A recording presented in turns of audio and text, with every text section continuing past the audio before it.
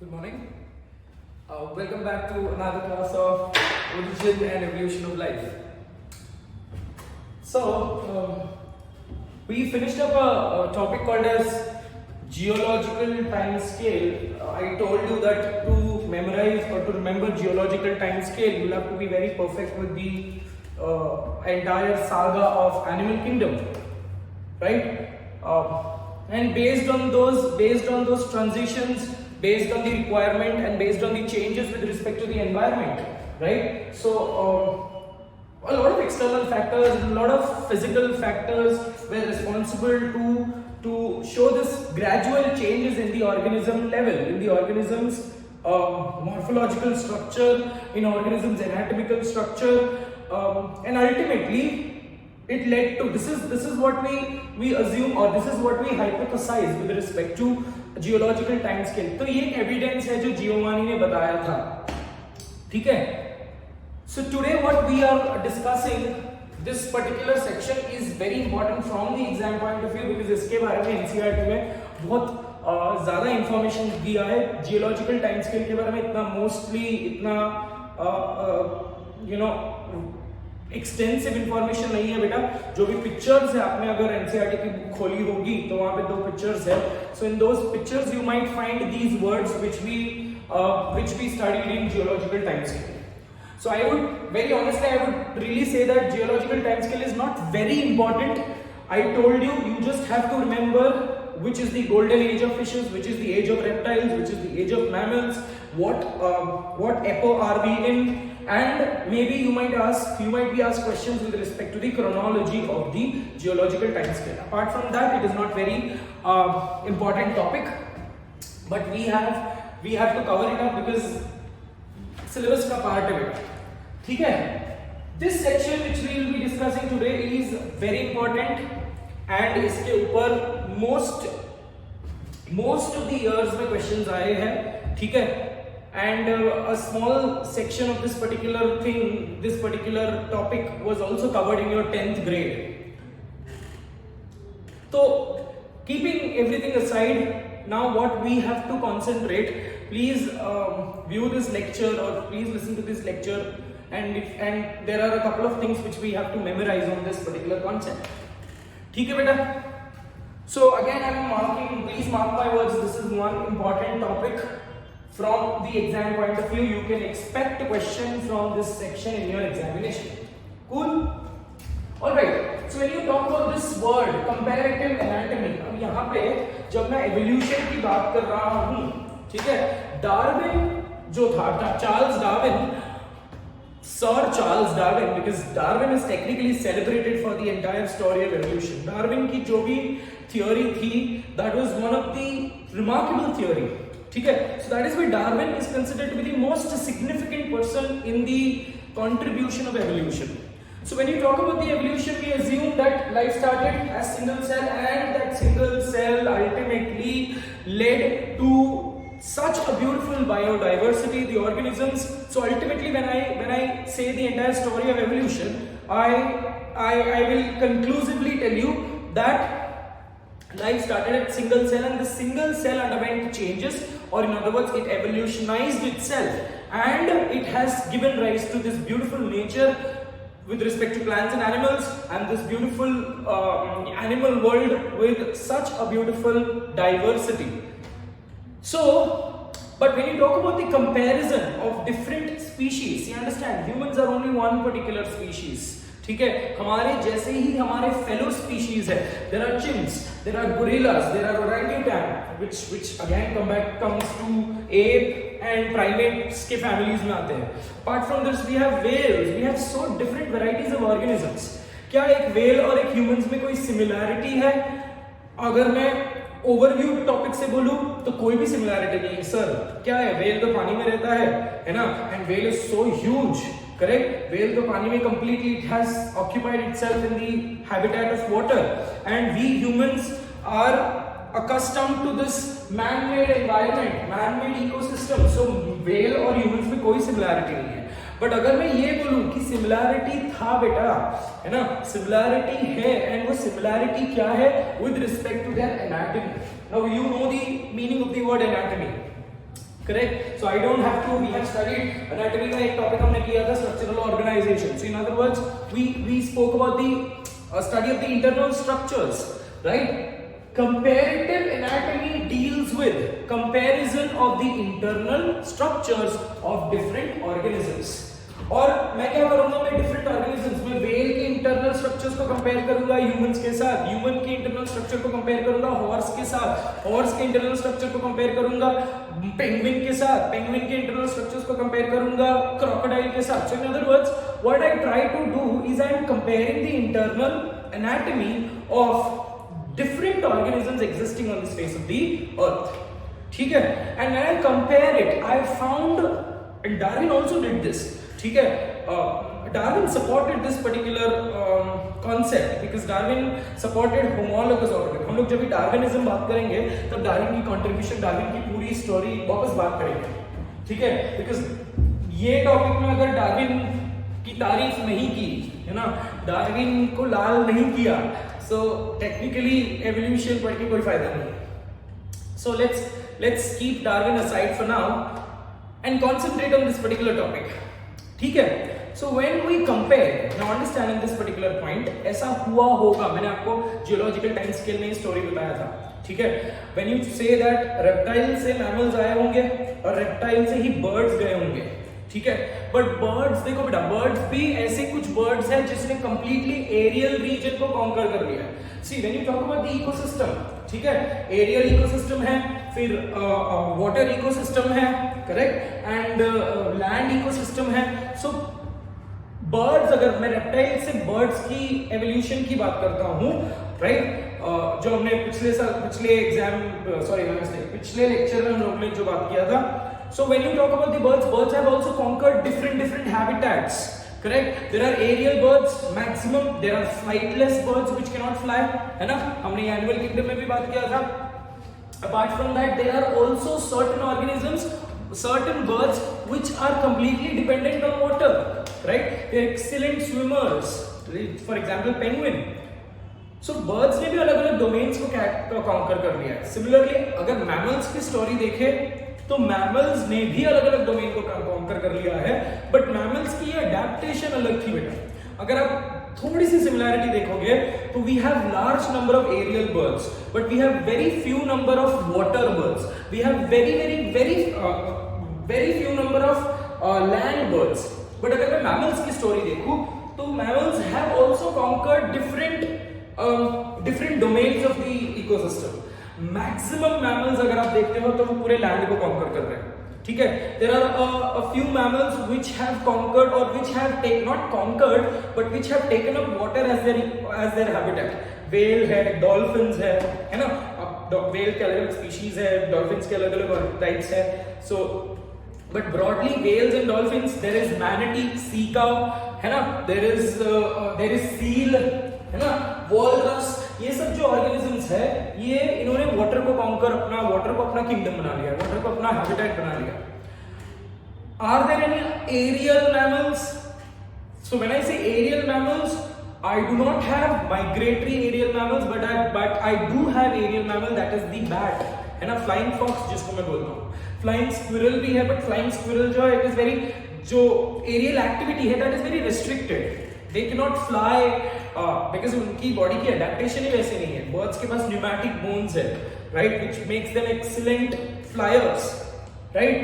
So जब मैं ये स्टोरी बात करता हूँ कि हर एक ऑर्गेनिज्म ने अलग अलग डोमेन्स को कॉन्कर कर लिया है, बर्ड्स ने भी अलग अलग डोमेन को कॉन्कर कर लिया है, मैमल्स ने भी अलग अलग डोमेन को कॉन्कर कर लिया है. तो कुछ तो सिमिलैरिटी होगी on that particular point, right.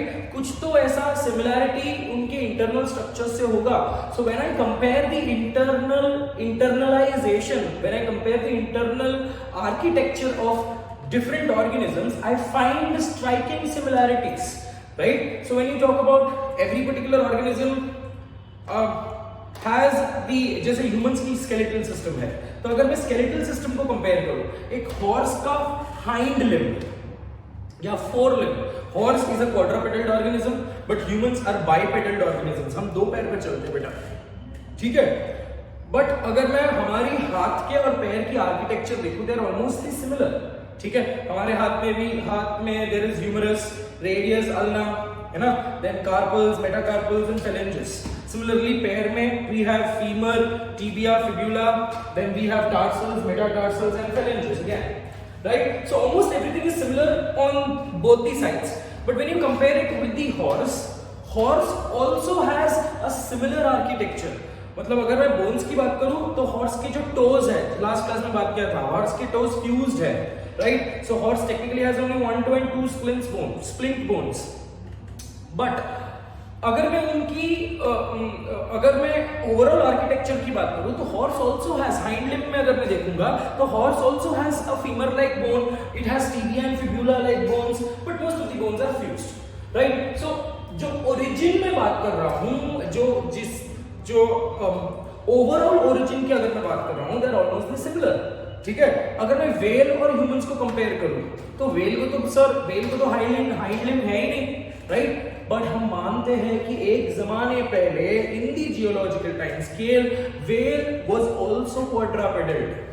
But देखो अब वेल की जो वेस्टिजियल ऑर्गन, मतलब अगर मैं पेल्विक गर्डल की बात करूं, है ना, स्नेक्स के पास snakes have lost their limbs, but मैं अज्यूम करता हूं क्योंकि reptiles are crawlers, right, and snakes slither करता है, करेक्ट? बट मैं अज्यूम अगर करूं कि एक जमाने पहले स्नेक्स को भी पैर थे, एक जमाने पहले वेल्स को भी पैर थे, बट क्या हो रहा था कि वो जो हाइंड लिम्ब्स थे they were causing difficulty for these organisms to swim, right? They were causing certain type of hindrance. तो क्या हो गया, धीरे-धीरे फोर लिम्ब्स का वो बच्चे वेल यूज ही नहीं करता था, तो धीरे-धीरे फोर लिम्ब्स ने जनरेशन आफ्टर जनरेशन छोटा होते गया और कंप्लीटली गायब हो गया, thereby giving them a streamlined body. ठीक है, अब ये streamlined body की वजह से they could be easy swimmers. So it was an add-on advantage for this particular organism. So I told you last class में हमने नेचर को बहुत ज्यादा सपोर्ट किया था, हमने नेचर के बारे में बहुत सारी चीजें बात की थी. That nature is the only one who is constant. Nature is the only God and nature is the only aspect or abstract value which is giving rise to changes in your environment. ठीक है, so comparatively I think the introduction is much more enough with respect to comparative anatomy. ठीक है, so what I am trying to do in this particular section is I am trying to compare and I am trying to relate.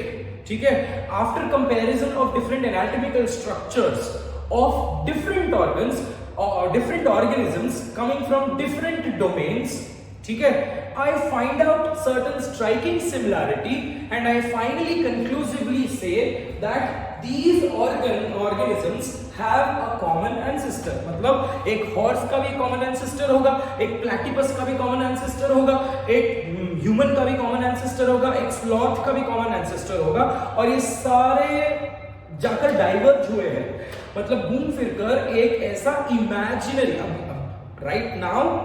right now for us it is an imaginary organism. So हम assume करेंगे that there might be an imaginary ancestor, common ancestor, जिससे है ना एक common point जिससे बहुत सारे organisms diversify हो गए हैं, such that bringing about anatomical changes and also morphological changes and also habitat changes.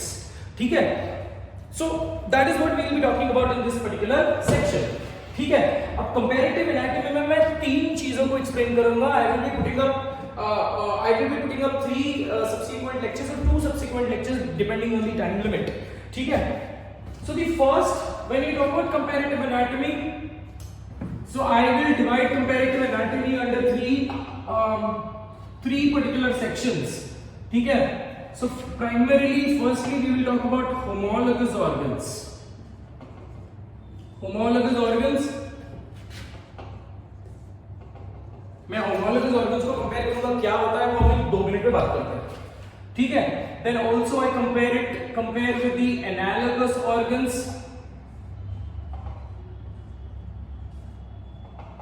and then I compare it with the vestigial organs. So when I compare these 3 types of organs in different organisms, I try to find out certain striking similarity, and then I finally conclusively say that this is how a common ancestor has changed. A common ancestor का population has changed generation after generation, and it has given rise to such a beautiful diversity of the face of the earth. ठीक है बच्चा? Okay, so अब बात करते हैं homologous organs के बारे में. अब homologous organs are, as the name says here, homo, similar. ठीक है? तो similar structure. So homologous organs here talks about similar structure. Homologous organs have similar structure, but same or different function. देखो जब मैं डिफाइन करता हूं तो मैं मेजरली डिफरेंस फाइंड आउट करने के लिए मैं डिफरेंट लिखता हूं, बट इन सम ऑर्गेनिजम्स, ठीक है, इन सम ऑर्गेनिजम्स जैसे डॉल्फिन और व्हेल को अगर कंपेयर करूंगा तो वहां पे तो सिमिलर हैबिटेट में रहते हैं तो उनका सिमिलर फंक्शन होगा, right? So homologous organs are those which have similar structure but same or different functions. समझी क्यों? ठीक है. अब बची analogous organs क्या है? Analogous organs are those which have different structure. यहां पे सेम नहीं आएगा बेटा. Which have different structure but similar function. अब ये तीनों जो टाइप्स ऑफ ऑर्गन्स है, they are technically explaining three different concepts. ठीक है? I will come back to that concept in a while. तो analogous organs समझे, different structure but similar function. ठीक है? और वेस्टिजियल ऑर्गन्स, बेटा वेस्टिजियल ऑर्गन्स के बारे में मेरे को बताने की जरूरत नहीं है. हमने डाइजेशन अब्जॉर्प्शन में भी एक वेस्टिजियल ऑर्गन बात किया था, that was vermiform appendix. It is considered to be a vestigial organ. We also spoke about wisdom tooth, which is vestigial. ठीक है? बट अब बहुत सारे साइंटिस्ट लोग ये बोल रहे हैं कि appendix also has, बहुत सारे साइंटिस्ट ने, it is comparatively true, appendix also has a function with respect to, which is considered to be one of the lymphoid organ, ठीक है, which is associated with a little more of, इसलिए बोलते हैं ना कि appendicitis अगर करवाते हो तो आपकी इम्यूनिटी पे थोड़ा फर्क पड़ता है. ठीक है? पर टेक्निकली उसको निकाल दिया तो ऐसा कुछ विशेष, इतना कुछ खास हमको डेंजर नहीं है, इतना कुछ खास हमको डैमेज नहीं होने वाला. ठीक है? So it is technically a less functional organ. So vestigial organ के बारे में मेरे को पता है, ये सब चीजें हमने, we know the concept. So what is vestigial organ? Vestigial organs are those which have lost their function. What are they? These are organs or structures which have lost the function in the organism. Tail bone की बात की थी हमने, coccyx की, है ना, humans में tail bone is completely vestigial, correct. But हमारे एंसेस्टर, तो हमारा जो एंसेस्टर्स था मंकी, उसमें टेल बोन की यूज थी, टेल की यूज थी स्पेसिफिकली. ओके, तो अब होमोलोगस ऑर्गन्स, आपको डेफिनेशन समझ गया है. ठीक है? वेरी इंपॉर्टेंट, बहुत ज्यादा इंपॉर्टेंट. मैं अगर मैं इतने बार बोल रहा हूं, इसका मतलब समझ जाओ बच्चा कि इसमें से क्वेश्चन 100% आएंगे. ठीक है? यहां पे भी आ सकते हैं, यहां पे तो आएंगे ही आएंगे, 101% आएंगे. ठीक, आपके पेस के टेस्ट में, बट एग्जाम में एनसीईआरटी अपना नीट में भी इसके क्वेश्चन आ सकते हैं बेटा, because most of the time आया हुआ question. So homologous organs are similar structure, different function, same or different function. Analogous organs, different structure but similar function. Vestigial organs are structures which have lost their ability, or which have lost their ability of function or use in the organism's body. ठीक है? अब homologous organs जब मैं बहुत conclusively, बहुत detail में जब मैं स्टडी करता हूं, so I come to conclusion that homologous organs are associated with explaining a very important concept, and homologous organs explains a concept called as adaptive radiation.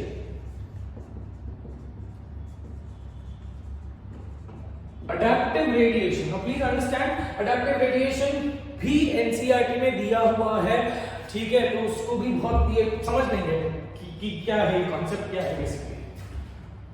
Okay, अब analogous organs also explains a concept, and that concept, let me have the uniformity with the color. Analogous organs also explains a concept, and that concept is adaptive convergence. Adaptive convergence. And vestigial organ explains a concept that is atavism. बात करेंगे, ये एक detail में बात करेंगे. अभी के लिए सिर्फ नाम इंट्रोड्यूस किया है, आपके कानों में सिर्फ नाम पढ़ने चाहिए अभी के लिए, because other I will be taking subsequent lectures for that. Okay, adaptive radiation एक concept है which explains a concept, another concept which is called as divergent evolution. ठीक है, adaptive radiation क्या explain करता है बच्चा? Adaptive radiation explains, ठीक है, यहाँ पे लिखता हूं मैं, ये एरो का मतलब है एक्सप्लेन्स, ठीक है.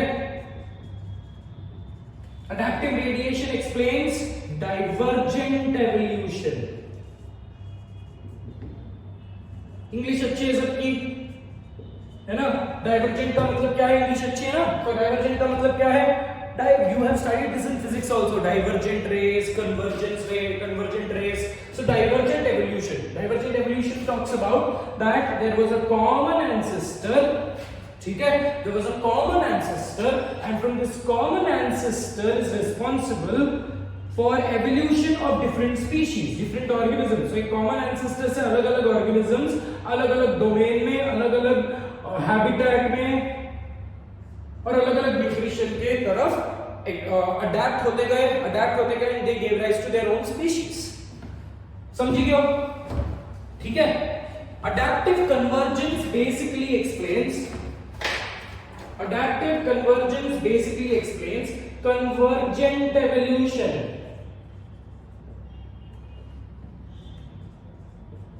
Convergent evolution also referred to as parallel evolution. आते हैं इसकी कॉन्सेप्ट में, आते हैं थोड़ा सा. दोनों मैं अभी डिफरेंस इसलिए बता रहा हूं because you should not be confused, ठीक है?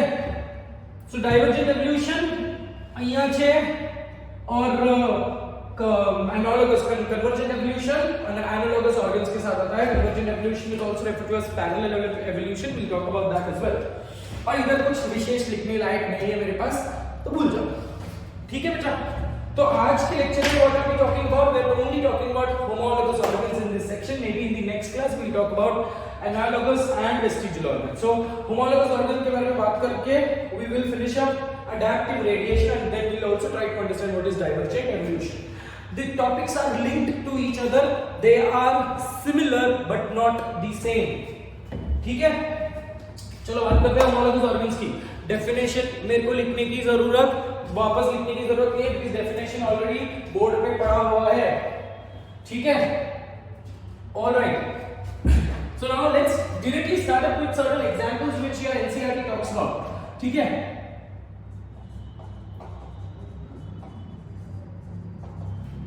So homologous organs was very strongly supported by Darwin. Strongly supported by Darwin. है ना? हमारा चाचा नहीं है डार्विन लिखने के लिए, चलो हम लिख लेते तो but technically Sir Charles Robert Darwin. So जब भी हम डार्विन का नाम लेते हैं तो please make sure that you have that sense of respect and pride. हमारा चाचा थोड़ी हम तो ऐसे लिख देते डार्विन है, ठीक है? अब क्या करें? Come back. Homologous organs was strongly supported by Darwin because Darwin का एक ये फंडा था, Darwin का एक स्टेटमेंट है. Darwin says that organisms show branching descent. ठीक है? या organ shows descent with modification. ठीक है? डिसेंट विद मॉडिफिकेशन का मतलब क्या है? डिसेंट का मतलब आप समझ लो, है ना? डिसेंडिंग, है ना? From one particular level to come down to another level, that is descent. So जब एक ऑर्गेनिज्म एक बहुत बेसिक लेवल से डिसेंड होता है into a much sophisticated level, the organism shows some kind of modification. So that is what Darwin said. ठीक है। सो Darwin ने क्या बोला, Darwin said, Darwin was a very strong supporter of descent with modification,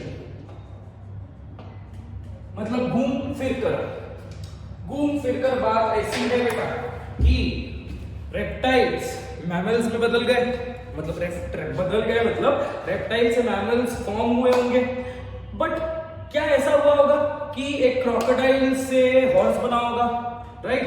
ऐसा तो technically we have to assume, right? So जब एक reptile से मैमल बन रहा होगा तो एक ट्रांजिशन वाला फेज आया होगा जिसको हम कनेक्टिंग लिंक भी बोलते हैं, right?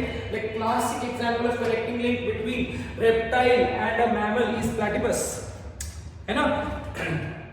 So platypus एक strong connecting link है, जो connecting link का अलग सा टॉपिक है, we'll talk about there.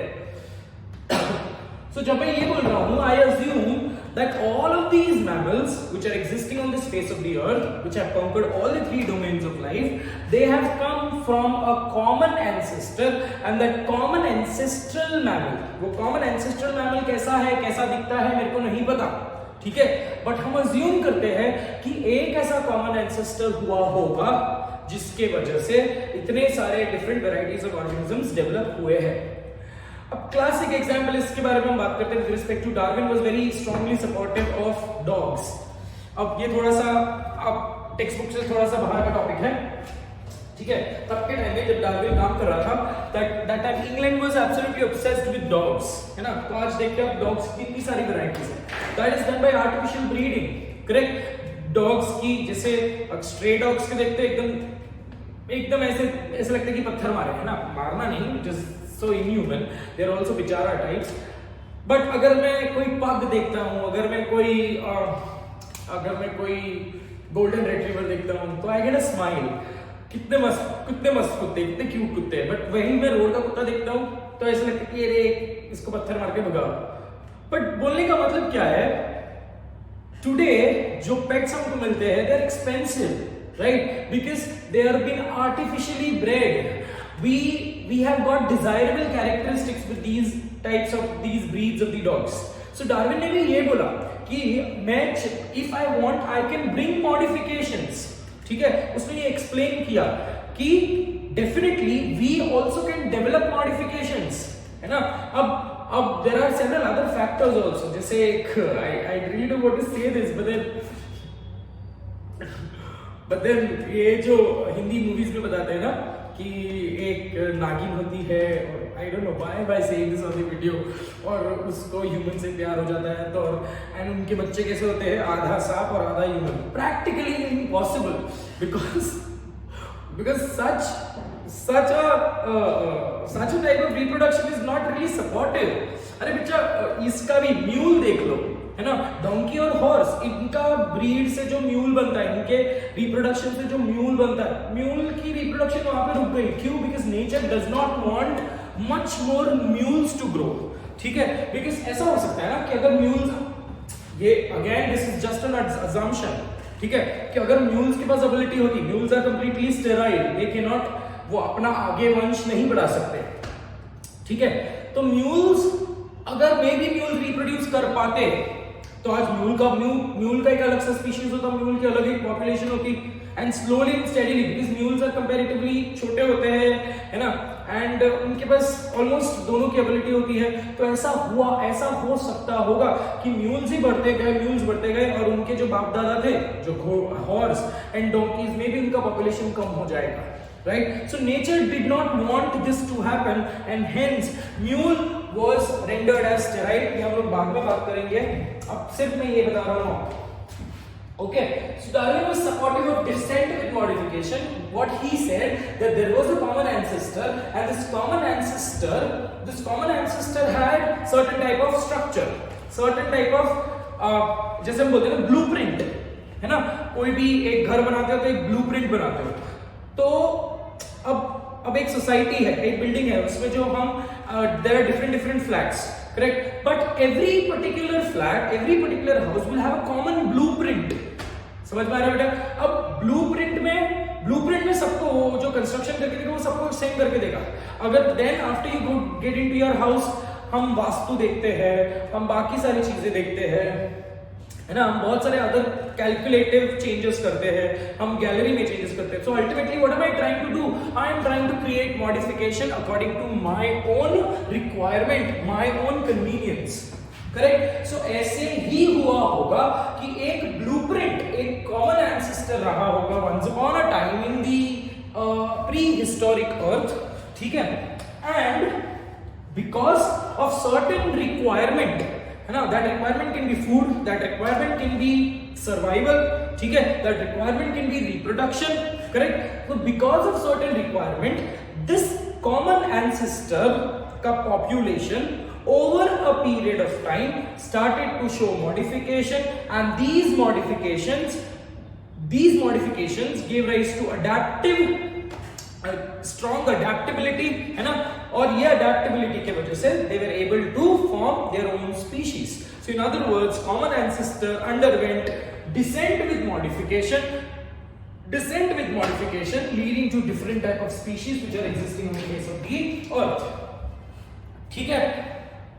तो इससे ज्यादा मैं वाह नहीं कर सकता होमोलॉगस ऑर्गन्स के बारे में, इतना तो हमको समझ गया। Now what we have to pen down is a few examples with respect to NCERT, ठीक है। अब एनसीईआरटी में कुछ चीजें एग्जांपल्स हम लोग बात करते हैं।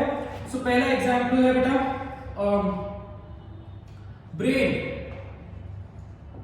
ब्रेन ऑफ वर्टिब्रेट्स, ये एनसीईआरटी के एग्जांपल्स है, ठीक है। Heart of vertebrates,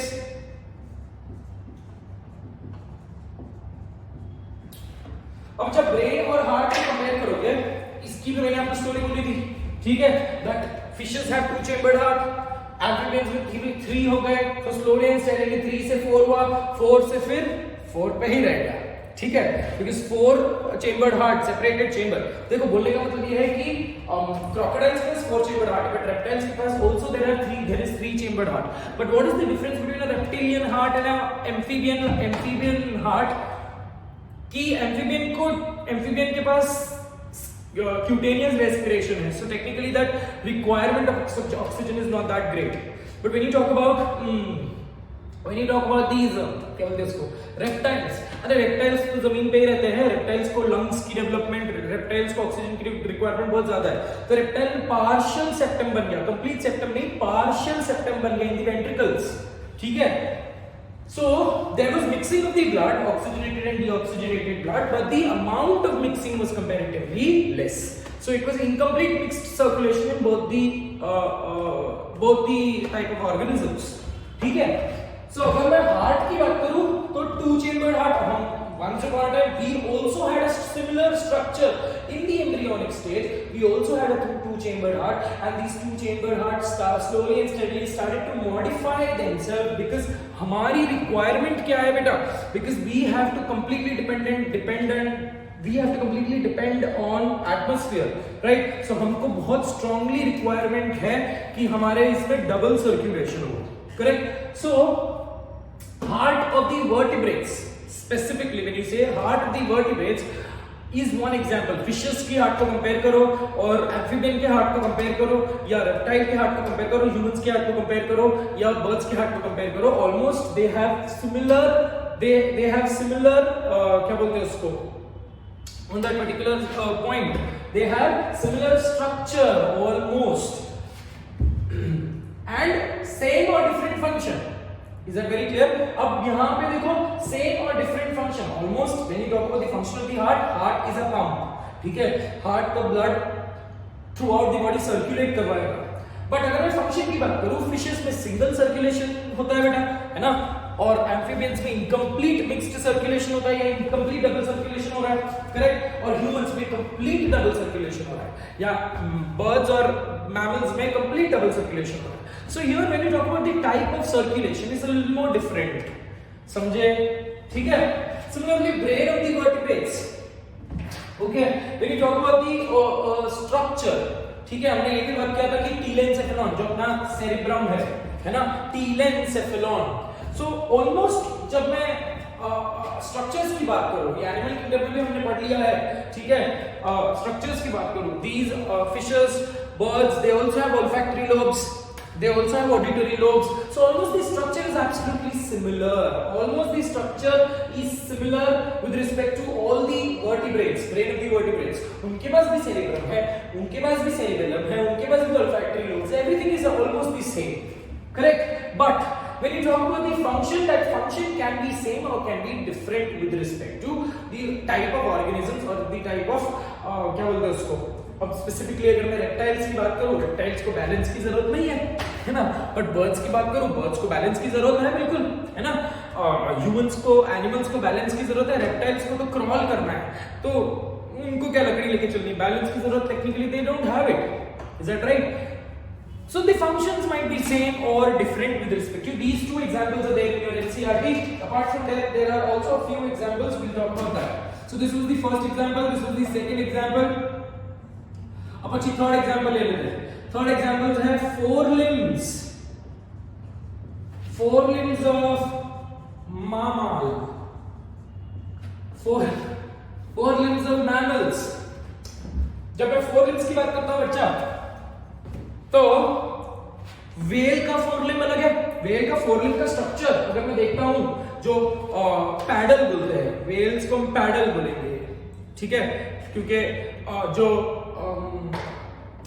there is a difference between fins, flippers and paddle. ठीक है बच्चा. तो जैसे सील का फ्लिपर है, आपने देखा होगा ना, सील ऐसे ऐसे ऐसे चलता है, ऊपर ऊपर आता है. I know it sounds very funny. और फिशेस को अगर आपने देखा रहेगा तो फिशेस के फिन्स मूव करते हैं छोटे छोटे. बट अगर आपने वेल की एक्सटेंसिव फोरलिम्ब देखी है, तो वेल्स में भी internal structures are almost the same. ठीक है, but the function is different. It is used as a paddle. अगर आपने वेल का मूवमेंट अगर देखा है यूट्यूब में या कोई कहीं पे भी देखा होगा, so whale has a characteristic movement. ठीक है, exactly just like human swimming. समझे बेटा? तो फोर लिम्स ऑफ वेल बोलो, फोर लिम्स ऑफ डॉल्फिन बोलो, सेम फंक्शन है. अब dolphins are extensive swimmers on that particular point. ठीक है, अगर मैं वेल को कंपेयर करूंगा, डॉल्फिन को कंपेयर करूंगा, so dolphin is much more fish like. ठीक है, वेल भी फिश लाइक ही है, but whales are extensively large, right? So उनकी जो फ्लिपर्स है, they are absolutely heavy. Is that very clear? और सिमिलरली अगर मैं हॉर्स की बात करूं, तो हॉर्स का फोरलिम्ब की आर्किटेक्चर सेम है, ह्यूमंस के फोरलिम्ब्स की आर्किटेक्चर सेम है, बट फंक्शन अलग अलग है. We are meant to eat. Horses का forelimb is meant to run. Correct? So बोलने का मतलब ये है, घूम फिर कर everything comes back to one particular conclusion. ठीक है, I have given you the proper notes with respect to forelimbs of mammals. उसका मैंने आपको डिफरेंट फंक्शन, स्ट्रक्चर तो सिमिलर है बच्चा इधर. ठीक है, फंक्शंस मैंने आपको अलग अलग लिखवाए हैं, so I am not extensively writing it here. और if you want I can also write it here. When you compare it with horse, man, whale, horse, whale, फिर एक ले लेते हैं सील. क्या बोला था? हॉर्स का फोरलिम्ब है ना, मैन का फोरलिम्ब को हम बोलते हैं हैंड. इसको हम फोरलिम्ब्स ही बोलते हैं. और इसमें वेल में हम क्या बोलते हैं बेटा? पैडल. सील में हम क्या बोलते हैं? फ्लिपर. समझे? इसका फंक्शन क्या है? रनिंग.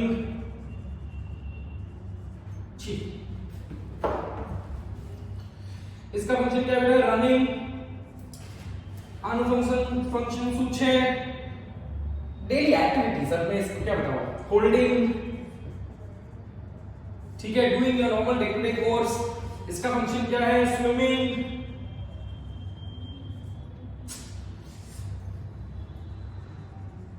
इसका फंक्शन क्या है? Swimming and also little bit of walking. ठीक है, क्योंकि वो शोर पे आ सकता है. वेल्स शोर पे स्पेसिफिकली नहीं आते. अगर आ भी जाते तो फंस जाते थे. वी कांट रोल बिकॉज़ उनकी अगेन उनकी बॉडी जो पैडल है. अब जैसे देखो यहाँ पे डिफरेंस आता है अपने पास. ठीक है, सील या वॉलरस अगर आपने देखा होगा, अगर आप कुछ अच्छे टीवी शोज देखते हो लाइक डिस्कवरी, नैट जियो, है ना, अगर ये सब चीजें देखते हो तो आपने देखा रहेगा, you have definitely seen this, seal and walrus are similar, बस डिफरेंस क्या है, वॉलरस को लंबे लंबे दांत होते हैं। ओके, तो अगर आपने ये देखा रहेगा कि सील है जो शोर पे आ सकता है, it can come to that particular out of the water and it can live there, it can reproduce there. So in other words, seal has got this ability to survive in both water and also in the land, correct. तो इसीलिए उनके पास flipper है बच्चा, क्योंकि वो उसके help से वो आगे आगे फ्लोर पे आ सकता है। बट इसके पास पैडल है, वो पैडल को यूज नहीं कर सकता with respect to walking, correct. तो आपने बहुत सारे वीडियोस में देखे रहेंगे कि वेल आ जाता है शोर पे, वेल का बच्चा आ जाता है शोर पे और वो शोर पे अटक जाता है, but that is not the case with the seals, right? So in other words, here it is completely swimming, and here it is swimming and walking also, type of walking with respect to their body functions. समझे बेटा? ठीक है, so that is one example with respect to four limbs. NCERT में इसकी picture दी है, मैं यहाँ पे वो पिक्चर नहीं बना सकता, ठीक है, ज्यादा नाटक मत करो। I am keeping this section here and I am erasing these two sections because it is not important for today's class. So I am erasing this much section for now.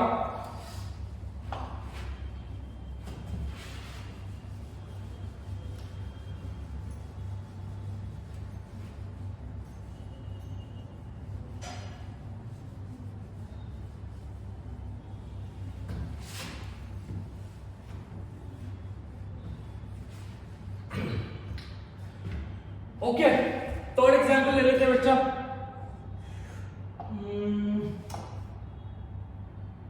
Mouth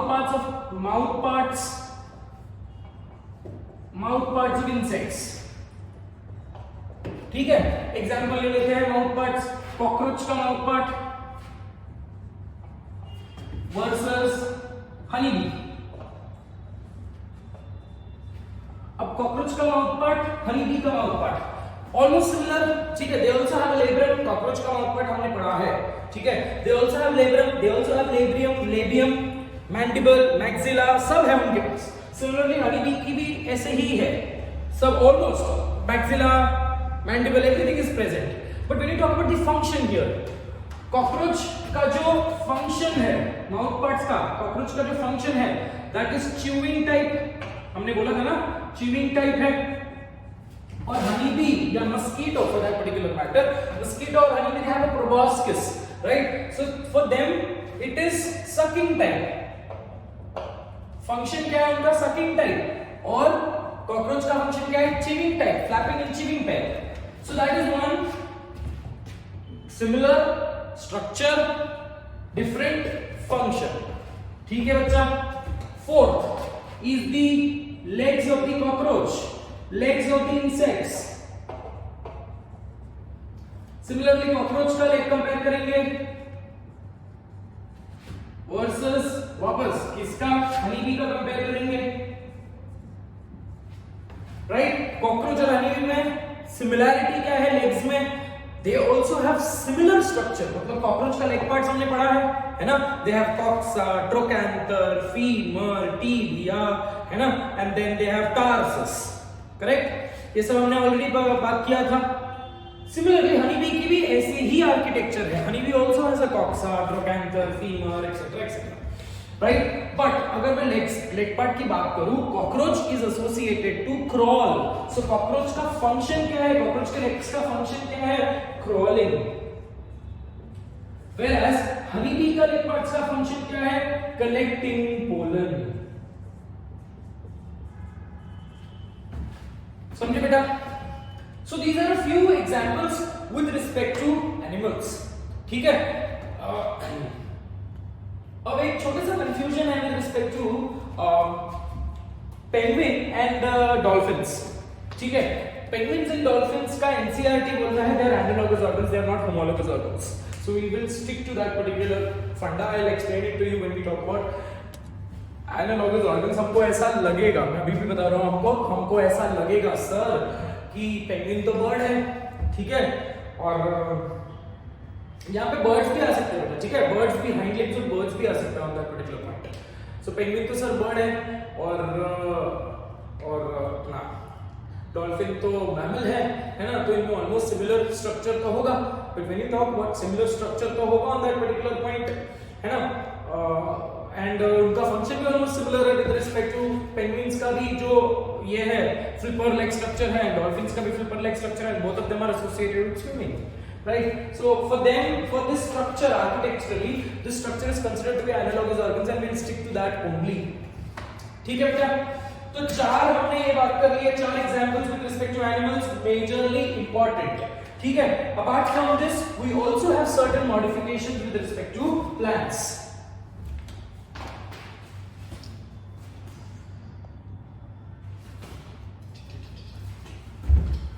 चलो homologous organs of plants देखते हैं थोड़ा सा, है ना.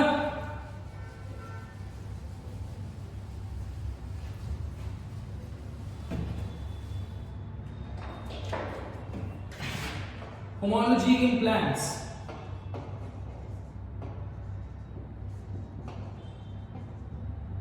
Now homology in plants में सबसे पहला एग्जांपल आता है अपना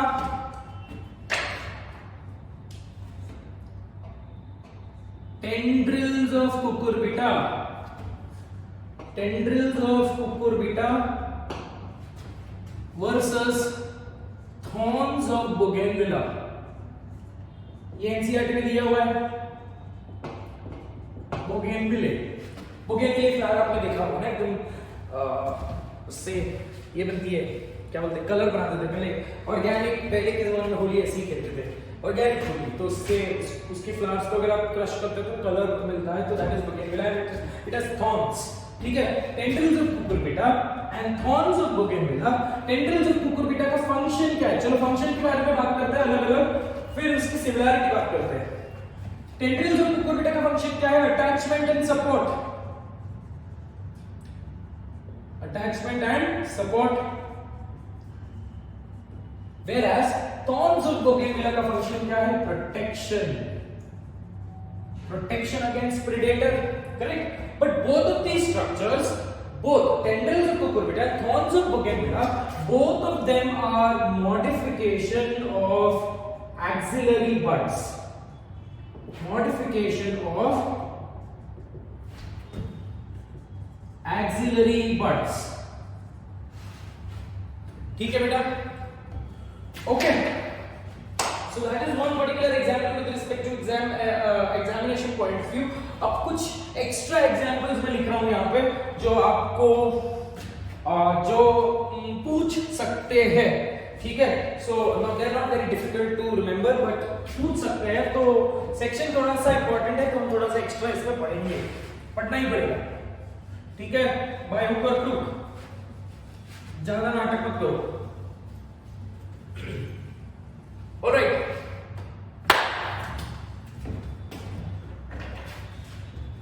homology in plants with the second example which we will be talking about is potato and ginger. Potato और ginger में similarity क्या है, both are modification of stem. Potato is also stem tuber, ginger is also a stem tuber, ठीक है. तो both of them are modification of stem, और दोनों का भी function almost dissimilar है. Potato का भी function storage of starch है, इसमें भी almost storage of starch. That is why we have written we have written same or similar function. Third example, carrot and radish.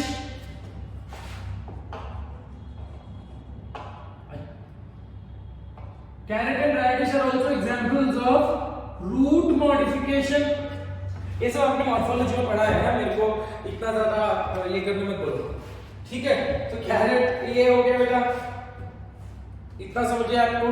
But these are all miscellaneous examples. So these are a few examples with respect to plants which we need to understand. Is that right? Okay. Apart from this, animals के कुछ examples है. Pectoral fin, जो pectoral fin है ना, pectoral fin of penguins, ठीक है. Pectoral fin of penguins and seal, अगर मैं बोलूं pectoral fin of penguin and seal, जैसे हमने व्हेल और सील की कंपेयर किया था, वैसे pectoral fin of penguin and seal, penguin बोल रहा हूं, मिस्टेक्स, सॉरी पेंगुइन बोला मैंने, गलती से हो गया बेटा, गलती से मुझे निकल गया, पेंगुइन नहीं डॉल्फिन बोलने वाला था, so pectoral fin of dolphin, my mistake, sorry about that, pectoral fin of dolphin and seal, the flippers of the seal, they are almost, they are similar structure but different function. So that is with respect to homologous organs. ठीक है, इतना ही आपको बात करना है, इससे ज्यादा नहीं है बेटा, ठीक है। अब बात करते हैं with respect to, इससे हमने क्या conclusively derive किया। So when I compare all of these structures, I told you that I talk about a very important concept, that is adaptive radiation. Now let's go ahead and talk about what is adaptive radiation.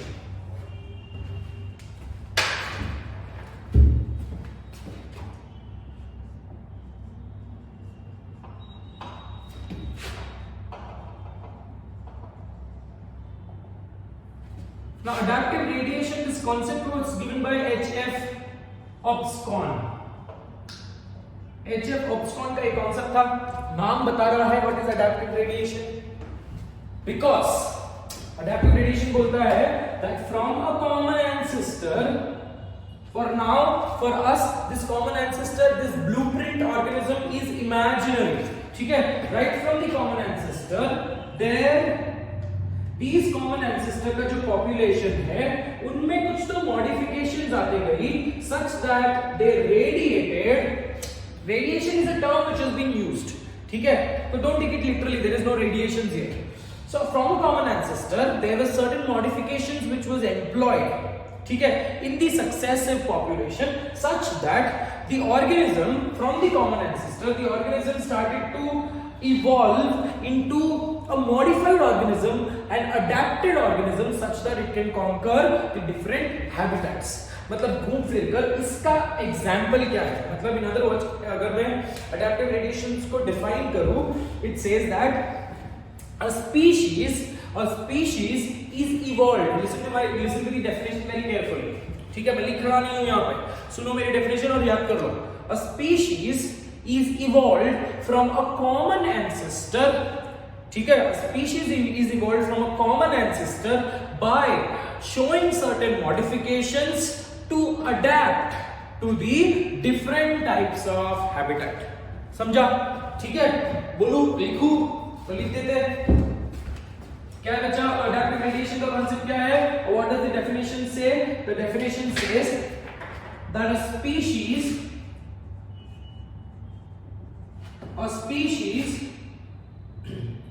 evolves from a common ancestor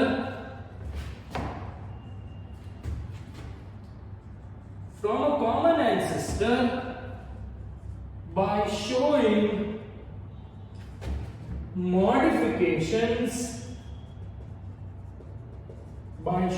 modifications necessary to adapt to the changing habitat, ठीक है। अब चलो समझ गए, species क्या कर रहा है, कॉमन एंसेस्टर से इवॉल्व होते जा रहा है, मॉडिफिकेशन शो करते जा रहा है such that these modifications are necessary for the adaptability of the changing habitat. समझ गए बच्चा? अब इसको एक्सप्लेन करने के लिए दो एग्जांपल्स एनसीईआरटी में दिए हुए हैं, तो चलो वो एग्जांपल्स के बारे में बात करते हैं, ठीक है।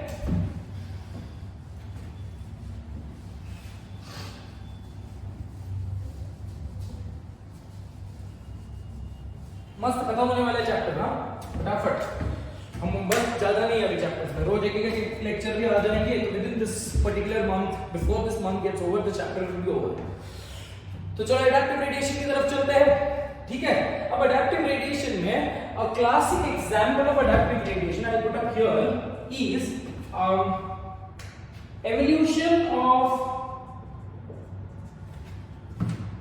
evolution of marsupials,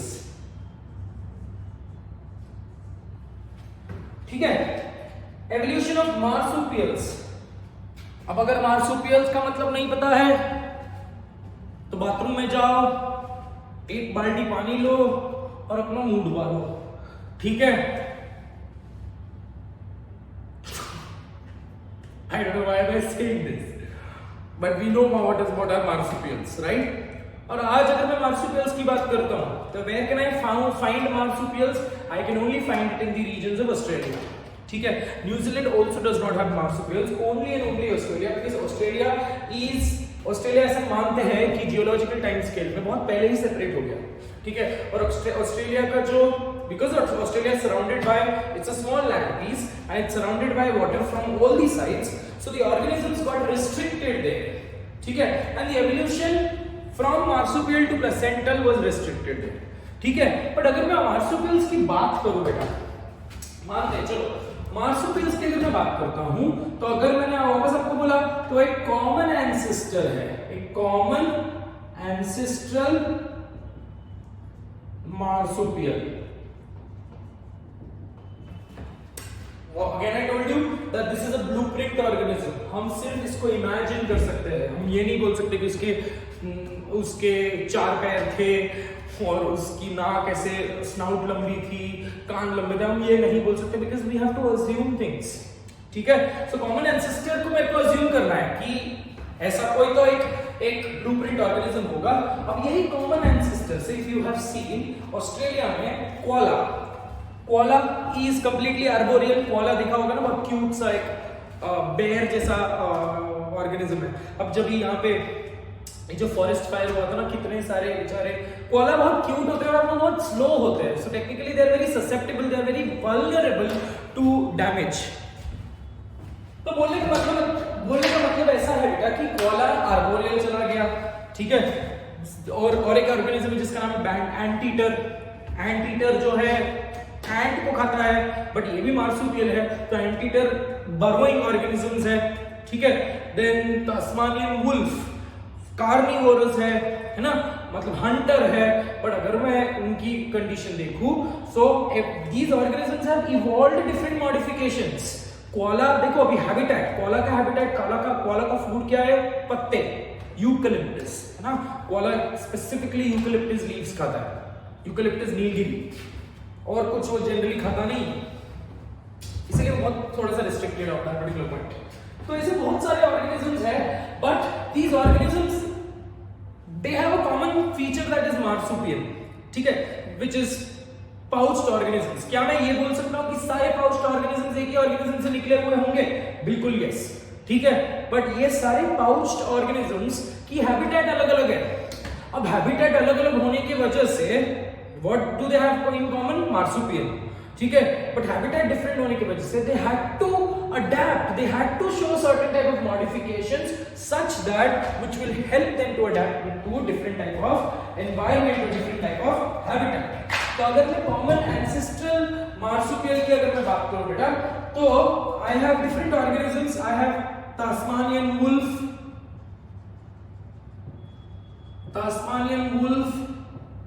जिसको हम थाइलिसीन बोलते हैं। Then you have spotted cuscus, then you have banded anteater, then you have koala,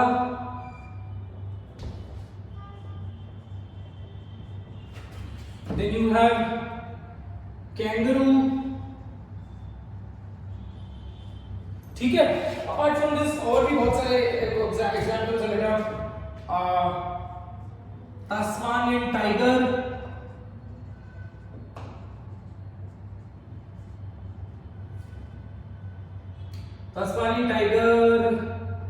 और flying फैलेंजर।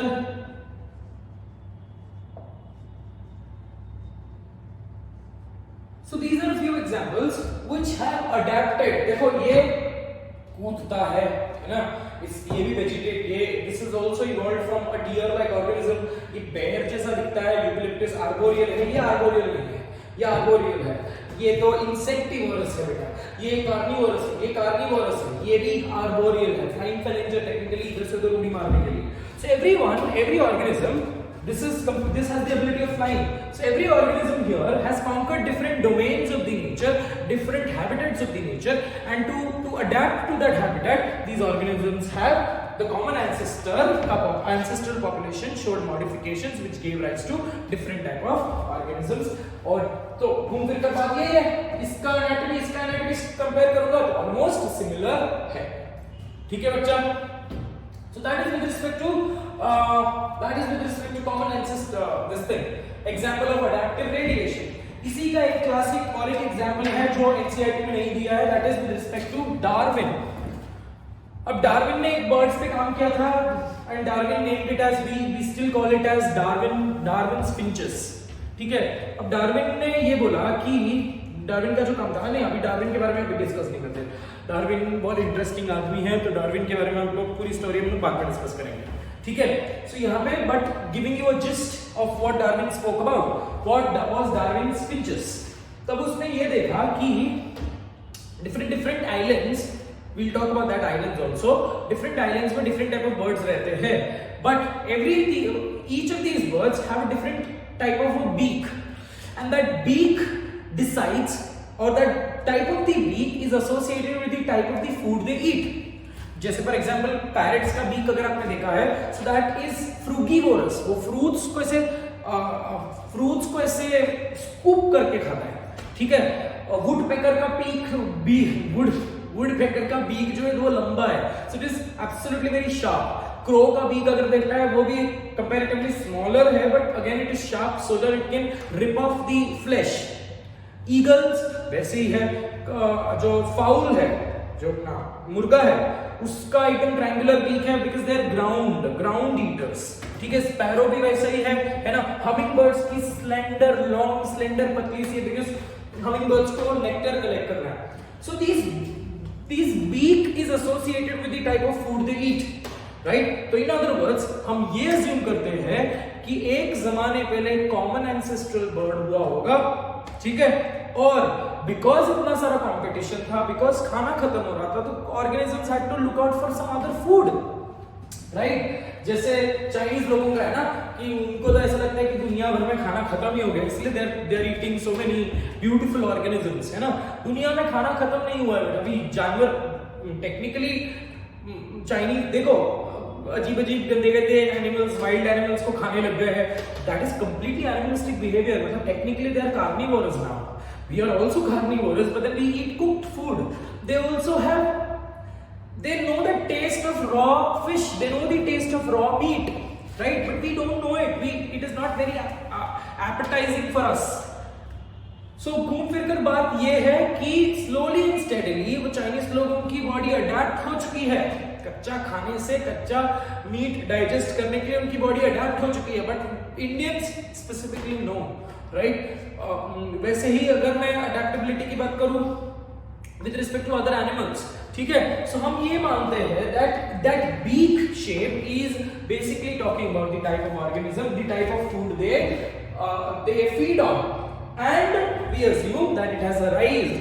The common ancestral bird has radiated into, to conquer different type of food sources, it has radiated into different type of different organism, different type or different species by showing modification in the beak. समझे? ठीक है? So there we wind up today's class with respect to successfully talking about two important concepts. Homologous organs, मतलब पहले तो अपन ने comparative anatomy क्या होता है वो बात किया, होमोलॉगस ऑर्गन्स के बारे में बात किया, एंड પછી we directed homologous organs to adaptive radiation. और यही अडैप्टिव रेडिएशन एक इंपॉर्टेंट कांसेप्ट, तीसरा कांसेप्ट बताता है, that is divergent evolution. Divergent evolution as the name says, same चीज, मतलब ये तो अडैप्ट, इसका रीजन क्या था? अडैप्टिव रेडिएशन रीजन है डाइवर्जेंट एवोल्यूशन का. मतलब एवोल्यूशन का मतलब आप समझ रहे हो, है ना, कि अनफोल्डिंग. एक कॉमन एंसेस्टर ने अपने आप को चेंज किया, पॉपुलेशन ने अपने आप को चेंज किया, अलग अलग टाइप के स्पीशीज बन गए. बट इसका रीजन क्या था? क्यों चेंज जरूरत थी? What was the exact sole purpose of getting the modification. That sole purpose was adaptation, and that adaptation मतलब घूम फिर कर बात ये है, adaptive radiation gives rise to divergent evolution. So exam में question ऐसे आ सकता है बेटा कि flippers of the whale and paddle of the whale and flipper of the seal explains. और ऑप्शन में दिया होगा adaptive radiation, adaptive convergence, atavism, या ऑप्शन में ऐसा दिया होगा divergent evolution, convergent evolution, parallel evolution, macro evolution. तो आपका आंसर क्या होना चाहिए? Divergent evolution, because we assume कि एक common ancestor से organism diverge हुए हैं. Reason can be any one. Important reason is adaptive radiation. So that is at a stretch. We finish up this particular topic.